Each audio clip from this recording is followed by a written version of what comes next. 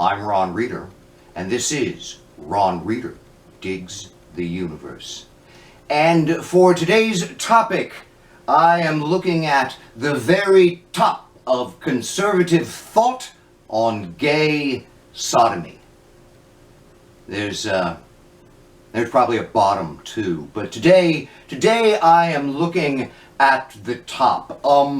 The last couple of episodes I have looked at the concepts of civility and big government, small government as ideas that conservatives use in order to force rigged discussions on you to their benefit. And so thinking about that idea, the rigged discussion, I remember a post that I did in my very early days of blogging, about the first or second year of my being a blogger. And it was a meditation on Scalia, Justice Antonin Scalia's dissenting opinion in Lawrence and Garner versus the state of Texas, the 2003 Supreme Court case that legalized gay sodomy. And my thinking at the time as a new blogger was that I had been hearing since Reagan appointed him how brilliant a jurist he is, how just extraordinarily clear his writing is, and conservatives, why, conservatives are all about gay sodomy.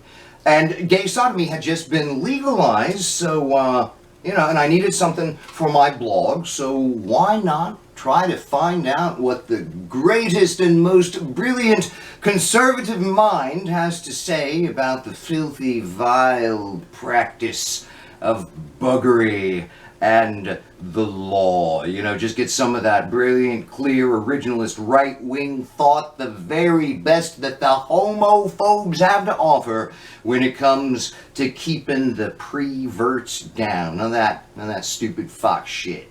Antonin Scalia was the real deal. And so, trembling a bit, because it was my first time, I climbed into bed with Antonin Scalia to see what he could teach me about gay sodomy. 1. The beefcake in the middle of the room.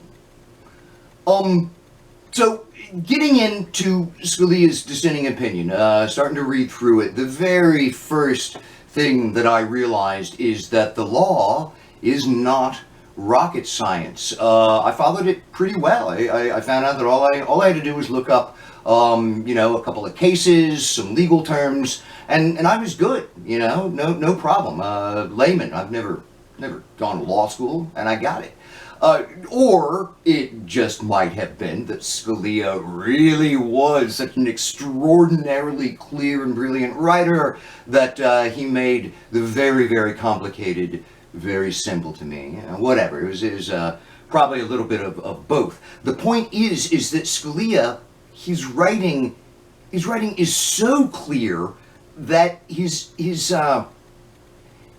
gay panic-induced irrationality, or rather his intellectual dishonesty, his writing is so clear that his intellectual dishonesty, it just stands naked and bare for all to see, just a big hot hunk of beefcake right there in the middle of the room, wet skin, glistening in the light, muscles rippling like an ancient nude Greek statue, just grasping and thrusting his spear. But I digress. The point is that Scalia's writing is good, and it's so good, his logical thinking is so good that his bullshit, it's just fucking obvious. 2, Scalia, that goober gay sexpert. Alright, I keep saying that he was clear, that his arguments were good, and I'm not gonna really go into those arguments. You can look them up if you want. It's not a really long dissent opinion, legal opinion to read. So go check it out if you like. But I judge his argumentation to be really good, excellent even, except for one thing. His implied understanding of what a gay person is. It's just really messed up, you know, what he thought a gay person was. I mean, and it makes the dissenting opinion then like writing a really, really, really good treatise on the behavior of rabbits, but your sole source of research is Bugs Bunny cartoons. Scalia obviously just didn't get it. For instance, check this shit out. He compares gay sodomy to prostitution, to incest, to obscenity, to nudists, to child pornography, and to bestiality. Man, the conservatives always just make a beeline toward bestiality and child pornography whenever they're talking about gay people, don't they? Look, if you've made it this far into my video, you know, if you haven't shut it off in outrage just yet, I'm going to assume that you're right with me on this. Scalia was a drooling, flib-gibberty, head trauma-addled fucktard when it comes to gay people. He obviously had no regard at all for anything that medicine, psychology, and sociology have been telling us about gay people for decades now. So what happens when an extended, impressive, reasonable-sounding argument is revealed as the mad raving of a black-robed Catholic goober? Why, that argument collapses. 3. Spot the queer straw man.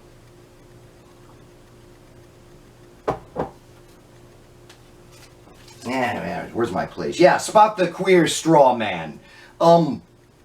Okay, today, the contemporary conservative rhetoric it's brutal. It's simple. It's fuck you, you're not one of us, you know, something along those lines. But sometimes we get some old school sophistication from our conservative friends, especially from the judges. But you should always look closely because there is almost always a straw man lurking there. In rhetoric, a straw man is essentially it's a fake version of your argument put together by your conservative opponent so that they can argue against that and win. You know, here's an example of erecting a straw man. Say that you are asserting that gay people deserve equal rights. Well, your opponent comes back with his argument saying that they don't support special rights for gay people. You see that? You're supporting equal rights for gay people. They're against special rights. And then they go on to argue about how bad special rights are, leaving the question of equal rights, you know, well, to not really be answered. We got to call this shit out. We got to call it out first thing.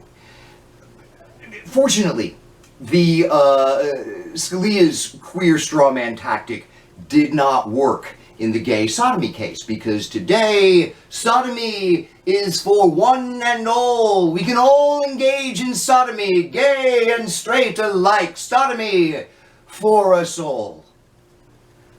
But the straw man tactic it continues to be, outside of that particular case, very successful, very effective for conservatives, and very widespread.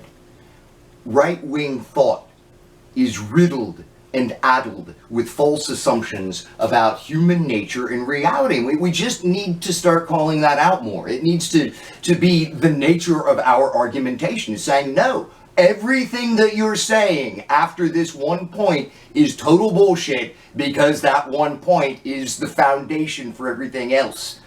We gotta start doing this a lot more, and this means pressuring politicians and media figures to do it, because if we don't, we will once again, as we always are, be trampled by a raging conservative horde of musky bulls.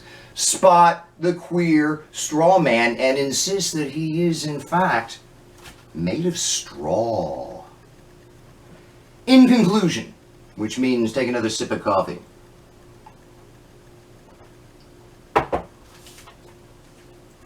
We have seen that conservative thinking is occasionally good, but it is almost always deeply flawed. They have ruthlessly advanced all kinds of fucked up shit for decades, and it seems like no one ever really tries to head them off at the pass, which is, you know, their absurd assumptions, and you name it: defense spending, tax cuts for the rich, the persecution of Christians. There is always a straw man supporting the entire edifice of conservative thought. Liberal universities don't discriminate against conservatives. Rather, it's that conservative ideas just can't fucking hack it in academia, where they call out these ridiculous assumptions, you know? Gay Bugs Bunny is no good in college. And for that matter, liberal university, that is a straw man in and of itself. You know, how long have I been hearing about, oh, the liberal university, blah, blah, blah, is bullshit. The universities are what they are: institutions dedicated to knowledge and inquiry. And if you keep basing everything you think on bullshit, that's not suitable for an institution dedicated to knowledge and inquiry. This is why everything is shit these days. Conservatives insist that we live our lives as though we are all living in their shitty fucking cartoon. And people are like, well, okay. The only result from living in a shitty cartoon is shit. And because there are now so many conservative justices on the federal bench, this kind of shit, the stupid assumptions supporting the good argument, well, that shit's, I think it's going to be with us for a long time to come.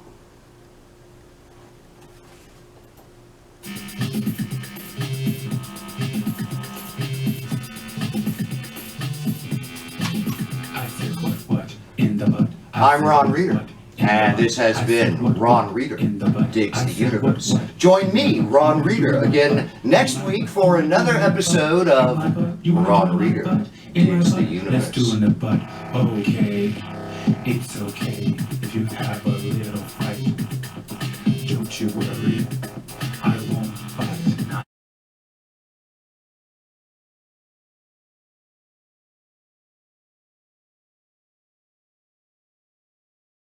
Yeah.